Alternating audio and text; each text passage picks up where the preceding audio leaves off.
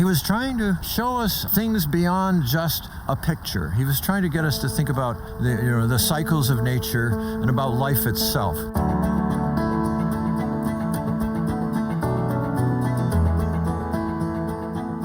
2026 will mark the 200th anniversary of Frederic Church's birth. As the stewards of Church's legacy, the Olana Partnership is committed to ensuring that Church is celebrated as one of the greatest artists in the history of the United States, whose work was in conversation with science and global culture. No other American artist in the 19th century achieved his level of fame. Church's vision took him from working with paint and canvas in the studio to creating Olana, a masterwork of landscape architecture and design. Olana narrowly escaped destruction in the 1960s and has evolved into the national landmark it is today, the most intact historic artist environment in the nation and possibly the world. I personally think he's the greatest landscape painter of the 19th century, if not the greatest of all time. Frederic Church is critical to defining who we are as a country. He gave us the picture of ourselves. The landscape view is how we remember and think of America today. Yet Frederic Church is still not widely known. Over the last decade, the Olana Partnership, in cooperation with New York State Parks, has spearheaded initiatives to bring Church and Olana forward, fostering research and scholarship, engaging contemporary artists, writers, architects, landscape architects, and conservation partners. Olana has welcomed an ever more diverse audience of regional, national, and international visitors. The Olana Partnership's public programs, annual exhibitions, and comprehensive tour experiences enable the public to enter the world of Frederic Church. Church was involved in the design of the house, the design of the landscape, used the site as his painting studio, and considered his landscape design one of his great works. In anticipation of the 2026 celebration, great plans are underway. The nationally recognized Olana Strategic Landscape Design Plan has activated restoration projects around Olana's main house and in the historic farm complex, increasing access and interpretation to Olana as a complete work of art, which combines architectural, agricultural, and wilderness ideas into a singular environmental composition, all designed by Frederic Church around Olana's astonishing 360-degree views. Led by Nelson Bird Woltz landscape architects and a team of private and public professionals, this plan has led us to the Frederic Church Center for Art and Landscape. The building was designed by award-winning architects Adam Urinsky and Kim Yao of Architecture Research Office. How do I feel about Olana? I feel like it's one of the great places in this country. And what do I see as its future? I think it's going to be ever more enjoyed by an ever more appreciative public. In the meantime, acclaimed author Victoria Johnson is deep into travel research and writing for the first holistic biography of Frederic Church as painter, landscape architect, and environmentalist. We eagerly await a book which tells a broader story of Church as a person, explorer, and cultural figure. His paintings are not photographic. They tell stories about the American place in the world, about the great struggles of the American 19th century, industrialization, slavery, the Civil War, and Reconstruction. He was a master and an innovator in turning landscape painting into a portrait of a nation. The paintings are just endlessly kind of rich, and then of course what he did in Olana is another thing altogether. There's really no one else who operates as the author. Maybe Thomas Jefferson was similarly someone who understood composition and design and architecture. What makes his magic is that he had this creative vision where the science and the geology and the divine light are all kind of humming there together.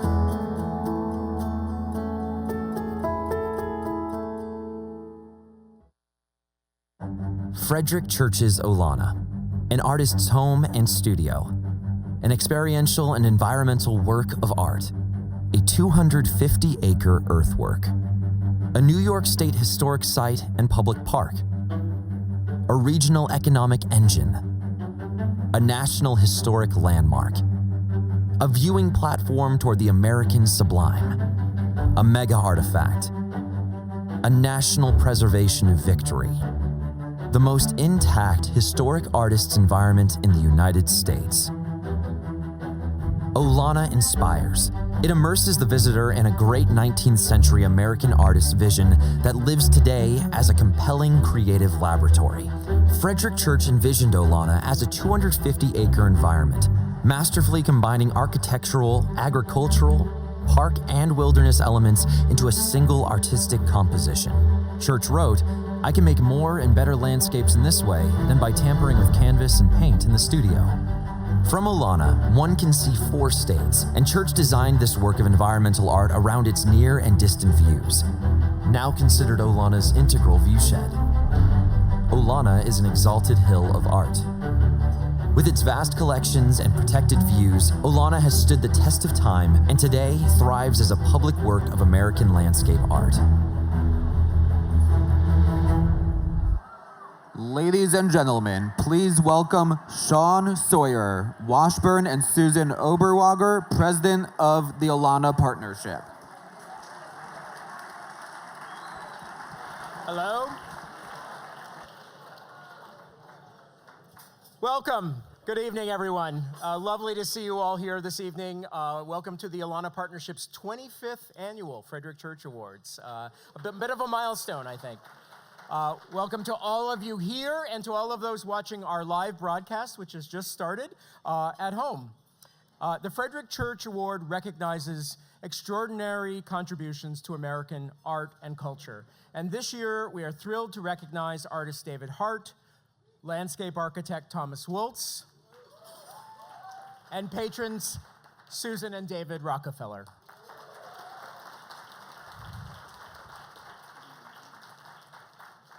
For myself, for our Board of Trustees, I thank you all for your generous support of this year's honors. This provides critical funding for our work, for everything that we do at Olana. I want to thank our amazing Board of Trustees who are all amongst you here. We have an incredible board from around the country, and they lead the charge on this as they do on everything we do. Thank you.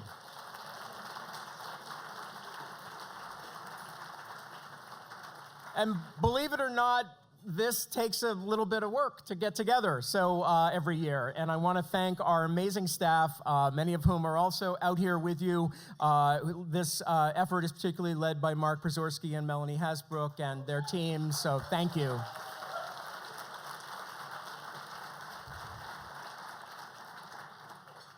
So we will begin the awards program very shortly, but first I would like to share with you a glimpse at one of Olana's hidden treasures, Frederic Church's historic photography collection.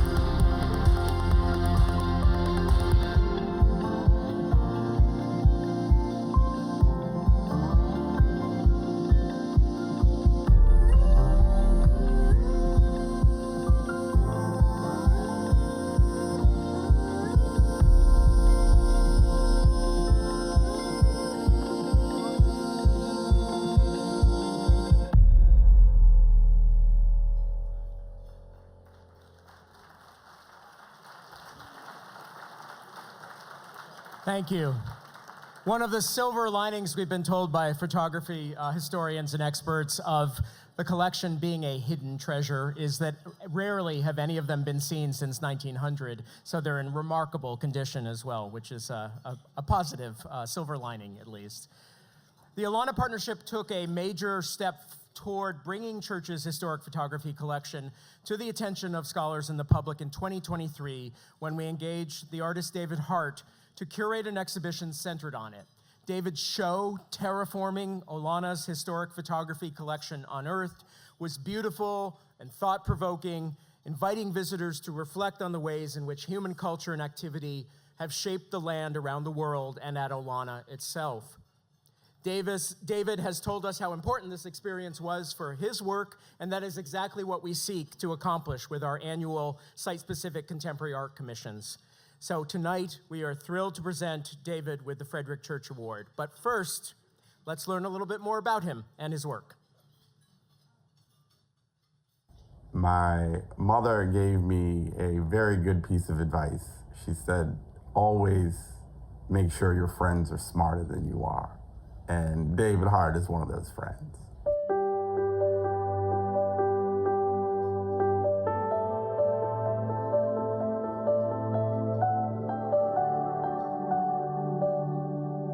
He's an artist that takes a long time to think about a project, to do research on a project. A lot of the work has been site-specific, and he takes that very seriously, spending time in a site, understanding the history of the site. So I really respect the process, and I think a result of that very thoughtful process are really thoughtful and meaningful works. You know, what do I want the viewer to kind of think or see? I want them to kind of join me in this kind of questioning of the subjects. One thing I think about his work, about his installations that was so beguiling, is that there's always something more about it that you want to probe you into looking deeper, because his work is so filled with layers of history and meaning that it's much more than meets the eye. David's teaching is that it's really a community-based project. Many of the students at UPenn appear to be deeply influenced by David's approach to research, history, context, place, and how crucial it is for understanding how things are today to understand how they ended up that way. When he sets himself a task to get to know a topic, he has to know it inside and out in order to feel that he can speak for that topic. David is an artist that kind of triangulates amongst practices. He's a researcher, he's a filmmaker, a photographer, but then really often embeds himself in a site to understand it, to learn about it, to think of it. So on the one hand, he maintains, I would say, a full integrity to conceptual art, but at the same time, recognizing that that was then and this is now. The beauty of David Hartt's work lies in the subjects that he chooses. Very, very, very complex subjects. The terraforming project that David did at Olana in 2023, I think was a really important project for him, an important project for Olana, and kind of a perfect marriage. When I visited the exhibition, I was struck by the generosity of the project. David expanded our understanding of church and cast Olana in a new light. And I can't tell you how much of a delight and wonderful learning experience this has been, engaging with Olana, the collection, and Church's legacy. It's been an incredible privilege, and I just want to acknowledge that. David is a fully rounded human being, and he's a fully rounded citizen. And he understands the duty to give back, making art, and then making sure that it's passed on by teaching students, but also participating as an advocate for art in the world. David, my brother, congratulations on receiving the 2025 Frederic Church Award. I'm really proud of you. I'm really proud to know you. Love you. Ladies and gentlemen, David Hartt.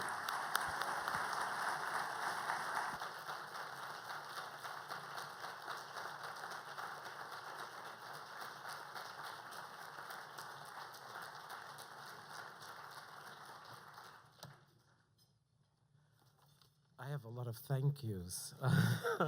That was so beautiful. That was so beautiful. Thank you so much, John. Thank you. I was told to keep my remarks brief, and so to honor that, I wrote them down. All commissions are transformative, and as an artist, every opportunity to create work for an institution is important. But few offer the chance of paradigm shifts, moments where your practice makes a truly evolutionary leap. It requires partnership and a relationship built on trust and curiosity. It requires preparedness and the investment of imagination and resources. This is how I might characterize my experience of working with Olana and the sincere pride that I feel in the work that we were able to accomplish together. Will Coleman initially reached out to me with the offer of commissioning a new site-responsive work for the summer program. He was familiar with my interest in Frederic Church as a synthetic figure, an individual in the mold of Alexander von Humboldt, whose perspective and intelligence allow them to connect ideas across disciplines and geographies, bringing together concepts not yet bridged by theory or history. By following some of the pathways of church in my work, I was able to connect the threads of empire that are only recently being written about by scholars like Charmaine Nelson. Perhaps our initial conversations inspired Will to expand the invitation as it gradually evolved to also curate an exhibition of photographs from the vast collection that Frederic Church had assembled and is now held in the New York State Archives. The second part of the commission was transformative for me. The book Terraforming and the text that I contributed have become foundational and continue to inform the trajectory of my practice in pedagogy. My research for the essay became the basis for a class that I teach at the University of Pennsylvania called If Night is a Weed and Then Day Grows Less. And my recent film, The Garden, is rooted in histories and patterns that I discovered while writing for the book. I'm grateful to everyone at Olana for the support you provided. Thank you, Sean, Mark, Amy, Allegra, Ida, Carolyn, and everyone at People's Island. I'd like to end with a brief excerpt from the text Terraforming/Xenoforming. Today, our understanding of landscape represents the entanglement of human activity with all the other environmental actors in a described territory, from wilderness through to the legislated protection of a zone such as a state park. The status of landscapes are dependent on the contingent presence of humankind. The new civic landscape is an idea that recognizes the participation and agency of not only different cultural positions, both hegemonic and marginal, but also the collective of non-human agents that contribute towards the full realization of our shared environment. Thank you.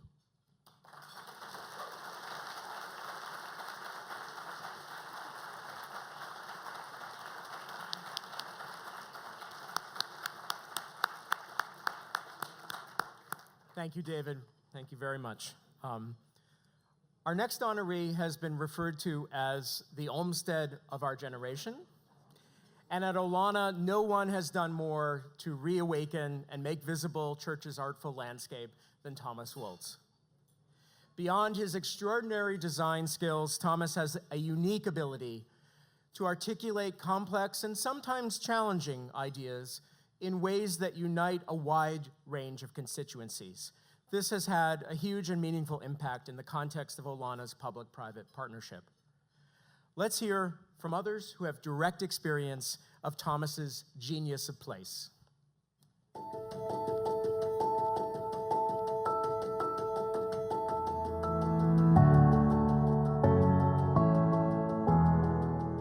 I believe that Thomas is a visionary. And the source for his vision as someone who believes in the integrity of the land and the place in which he's working, but also because of its history, because of the people who may have touched that land, has a story to tell. Thomas is a tireless researcher, and he thinks about the history of the places he is engaged with. He does the work, and he thinks about it exceptionally multidimensionally. Landscape architecture has to deal in 4 dimensions in a way that I think no other discipline really does. Managing a series of forces that are much bigger than yourself. I think he's articulated so beautifully how our communities can connect to those who came before and not only discover but appreciate or celebrate the stories that are embedded in these environments that his work unfolds. And I loved his perspective that the land is full. Through landscape architecture, that we can use a methodology and process to mine and uncover histories often overlooked, that we can present to the public a multiplicity of stories that tells a more expansive story about American history. I've never seen him frustrated, disappointed, or saying this cannot be done. It's always, okay, energy, excitement, new ideas. Thomas brings a sense of fun to every gathering I've been a part of with him, a sense of that twinkle of what's going to happen next. And he's often the catalyst of whatever's wonderful and fun. One story that I love is about this tower. The first thing you need to do, y'all need to pull this tower down. It's a safety hazard. It looks terrible. And so it was so interesting when Thomas came and we put on our boots and we were walking out here, and he came back to our other facility where we were staging a lot of the early planning, and he said, now just be sure you don't take down the tower. Because of his belief in the integrity of the land, when you work at a place like Monticello that has such deep meaning for so many people, for so many different and complex reasons, to have someone who will allow the land and the space to tell its truth, and to allow people to engage that. It is such a pleasure and such an honor to be able to work with Thomas. We knew that he would be the right person, not only because he's a great landscape architect and designer and someone who is deeply thoughtful about it, but because also someone who understands the history of a building, the history of a site. Everybody was extremely pleased also by his very thoughtful, very careful, I would say, also landscaping and reaction to Central Park environment, and to the whole history also of the building. He's got such an exceptional eye, and he has the really distinctive, remarkable ability to communicate the nuance of what he's seeing and experiencing and touching. Very, very few people can do that. He is so interested in discovering the history of the land where he's working. In fact, it's his first project on anything that he does. So when he was working in Houston for the Memorial Park, one of the things that he has designed for Memorial Park is a grove that's to reflect the soldiers who were killed in the war, who had camped out at Camp Logan. People get tears in their eyes when he talks about how he can use plants and landscape to reflect history and culture, and produces something that I think can only come from Thomas Woltz. Thomas, my very, very dear friend, I want to congratulate you on the Frederic Church Award. It is so well deserved because of the work that you do and because of the way that you do it. Congratulations. Ladies and gentlemen, Thomas L. Woltz.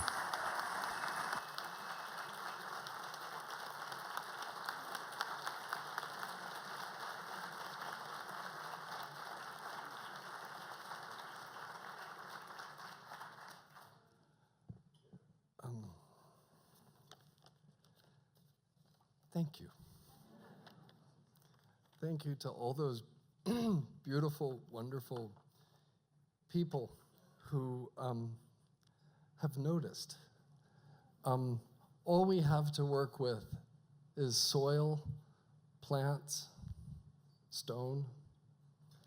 Our means are extraordinarily modest, and so to have the work noticed is deeply moving. So thank you to everyone who contributed to that. I had not seen it, so. Thank you to the Olana Partnership for this extraordinary award. I accept this on behalf of the staff of Nelson Bird Woltz Landscape Architects, and in particular, Mark Streeter and Charlotte Barrows, who have worked with me.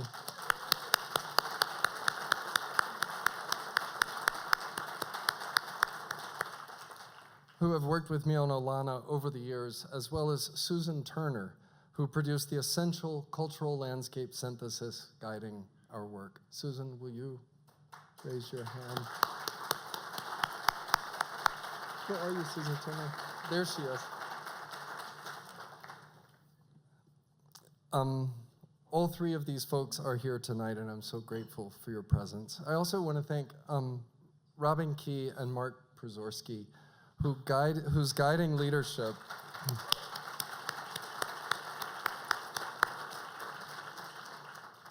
their guiding leadership has been critical to the awakening of Olana's landscape.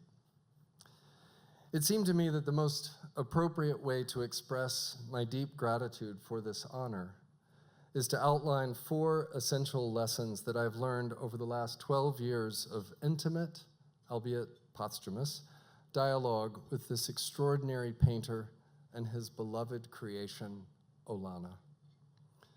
1, the power of designing an immersive environment that continuously holds the mind and eye of the visitor in wonder, from the moment of arrival to the sad moment of departure.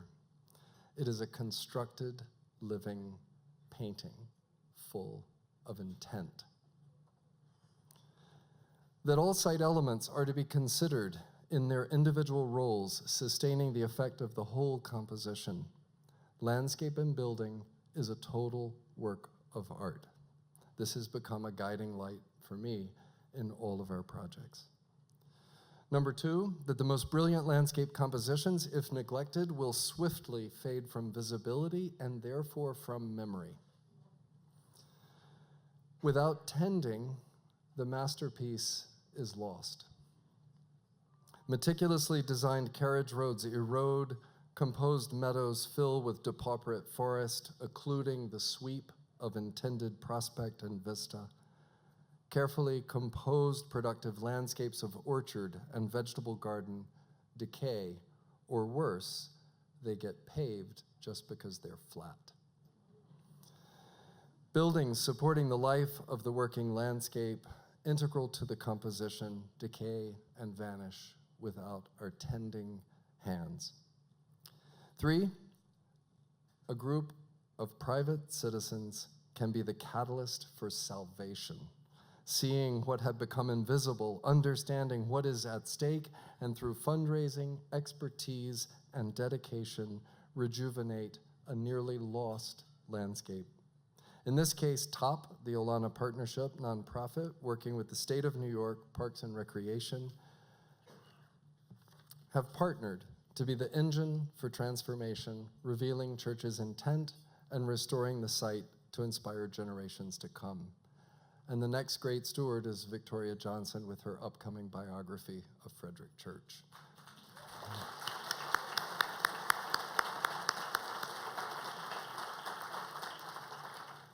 And last, the work of transforming a private estate into a public landscape without losing the integrity of the cultural landscape takes the highest level of research and design finesse. Year by year, fulfilling the master plan, the carriage roads are restored, the redstone arrival sequence to the house is in place, retaining walls are built, the mingle garden is replanted, vistas are cleared and managed once again as meadows, and the Frederic Church Center, a remarkable collaboration between Nelson Bird Woltz and Architecture Research Office, has opened to the public. We still have substantial projects ahead, replanting the Fer Mornay and the orchard, restoring the barn, reconstructing outbuildings, and continuing to refine the very complex house environs.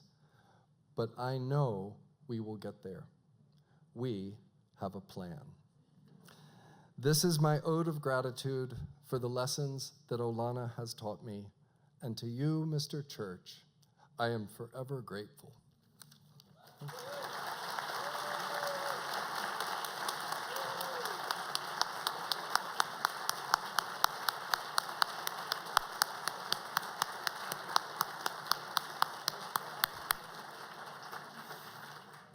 Thank you, Thomas. Thank you so much. This has been, a while coming, and been looking forward to it. Thank you very, very much. I want to say a word about our awards. The Frederic Church Award is an obelisk. There's a reason for that. In the studio at Olana, the last of Church's studios that he designed and built, there is a obelisk of these dimensions, proportions on the mantle that was created by Tiffany and Company and given to those who were responsible for siting the obelisk in Central Park at the entrance to the Metropolitan Museum, Calvert Vaux's original south-facing entrance. And so it was a union of art and landscape. And that's what Olana is, and that's what we're about. So that's what the obelisk represents. And they're made in Italy, too. Anyway, not Egypt, but, So the final recipients of the 2025 Frederic Church Award are Olana's neighbors, Susan and David Rockefeller. As they have spent more time in the valley over the past years, Susan and David have visited Olana with family and friends a number of times. And from their first visit, it was immediately evident to us that they got it. And that is what Olana is, that it is a uniquely intact and important artist environment in which architecture, art, and landscape are intertwined and convey a vision of humans living in harmony with nature that has a resonance for our world today. We are grateful for their enthusiasm and for our work and their generous support, particularly of the Frederic Church Center for Art and Landscape. Thank you, neighbors. Let's learn a little bit more about these passionate and hardworking champions of arts and environment. They're so intentional in what they do and in their work. I think their passion for the oceans really is their passion for people. That the health of our oceans are central to our health. And if we lose the oceans, we lose everything. They dive into the science, and they're excellent communicators. Susan was associated with Oceana as a wave maker, as the leader of the wave makers, and then David joined the board after her. And so we've all been together on the board for a number of years. I think that their happy place, my sense as a friend, is really when they are on the sea. Brings them great joy to be on our oceans. Sue and David work as a team. They're very aligned in their authenticity, are very interested in philanthropy and advocacy and leaving the world a better place than how they found it. They're genuinely in touch. And for people in the position that they occupy in the world of philanthropy, that is very, very rare. One of the things I really love about Sue is her interest in supporting filmmakers, but also a wide range of knowledge at the intersection of science, sustainable agriculture, art, film. She herself is a filmmaker. She's a director as well as a producer. I have to say, I'm very proud that I've spent more than one Oscar night with her, with films and artists that she's helped nurture and bring to the peak and pinnacle of success in the film world. And I think that openness, that willingness to kind of look beyond what might be expected and make themselves available to those of us who are working in this industry to promote art and artists, it's one of the biggest gifts they could give. Well, as you know, David and Sue are also brilliant farmers. They have really taken up the interest of sustainable agriculture.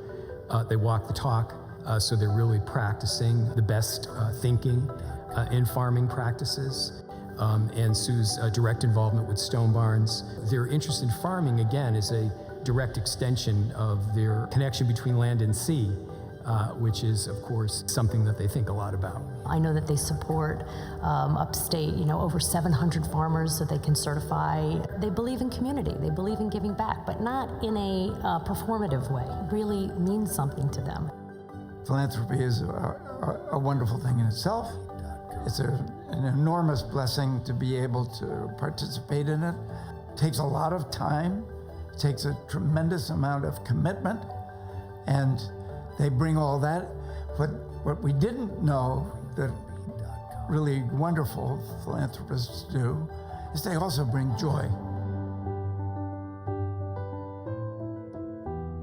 as a friend of David and Sue's, it's not hard for me to mesh the environmentalist, the philanthropist, the advocate, the preservationist with two of the most truly heart-centered, funny, dedicated, warm, emotionally available, connected human beings on the planet.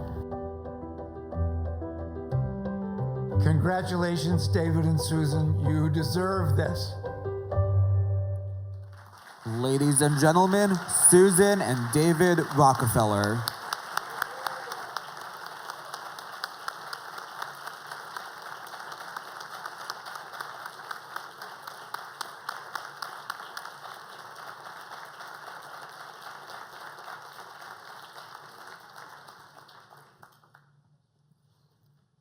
First? Yes. Okay. Oh, thank you so much. Thank you, Sean and Mark and your whole team for this really wonderful honor and for your inspired leadership of Olana. We all know how important leadership is. And certainly congratulations to our wonderful fellow honorees, David Hartt and our dear friend, Thomas Woltz. The Hudson River is the defining geographic icon of New York State. The Hudson River Valley is an, I would say, underappreciated source of nourishment for both body and soul. A place where bountiful farms have flourished for centuries and where artists have found inspiration for an equal period. Olana, the inspiration of Frederic Church, has always represented both kinds of nourishment. It's not just a house, but a curated landscape, a repository of great art, and a farm in the process of being reborn. Susan and I are so proud to be Olana's farming neighbors and among its loyal supporters. Thank you so much.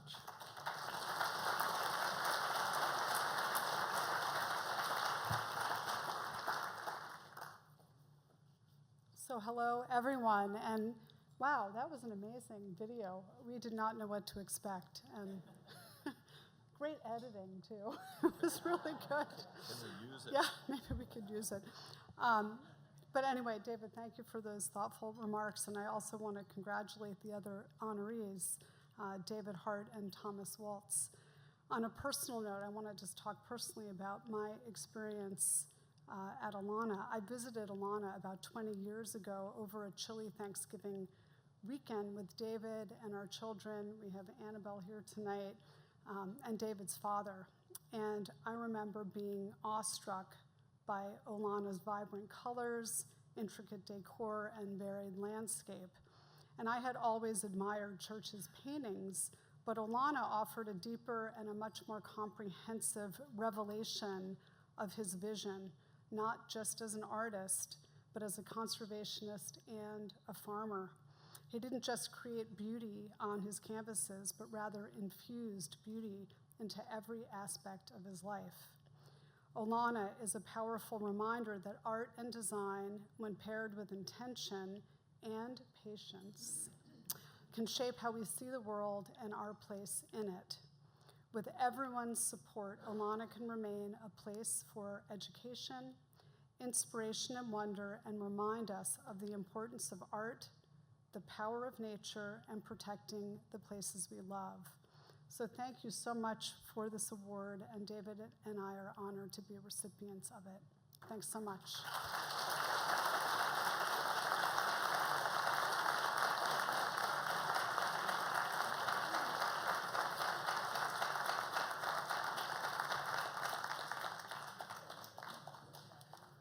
Thank you so much, David and Susan. And we look forward to the next house weekend and your visit.